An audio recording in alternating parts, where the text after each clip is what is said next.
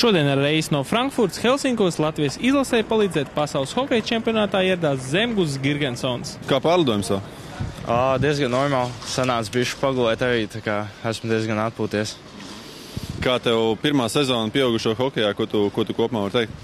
Domāju, ka aizgāja diezgan labi, tīpaši playoffā, kā visi redzēja.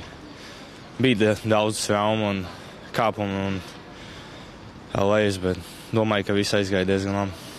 Kādēļ savainājumi vispār kopumā ietekmēja tavu to pirmo sezonu vīru hokejā? Es domāju, tas smadzeņu satricinājums vidū tieši tādā neīstā laikā trāpījās tieši tad, kad viss nāca labāks, gāja viss pa pirmo maiņu un vairāk man teikt, tad tika izsists vairāk par mēnesi ārā, tad diezgan grūti no tā nāk atpakaļ. Pastāst par sevi nedaudz vairāk, tu tur uzspēlēji gan pa malu, gan pa centru, es saprotu, ja? Principā visu sezonu pa malu spēlēju, beigās dabūju 5 spēles pa centru spēlēt.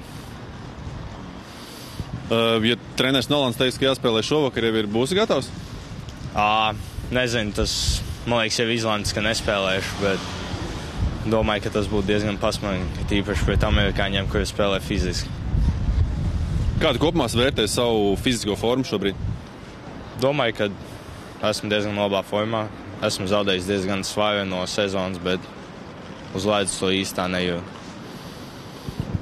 Latvijas izlases sniegumam, cik daudz es sekojos līdz vispār notikumiem Latvijas izlases šajā pavasarī? Sporta centrā katru dienu apskatos, tā kā esmu sekojis līdzi. Tev ir kaut kāds mērķis, ko tu esi uzlicis pirms debijas Latvijas izlasē pats sev varbūt? Pats sev īsti ne. Iziet un spēlēt, cik labi vien var uzspēlēt. Kurš tev apskādējas? Toronto, pleca terapija. Dažs šūs bija jāuzliek. Labi, paldies tev un veiksmi. Paldies.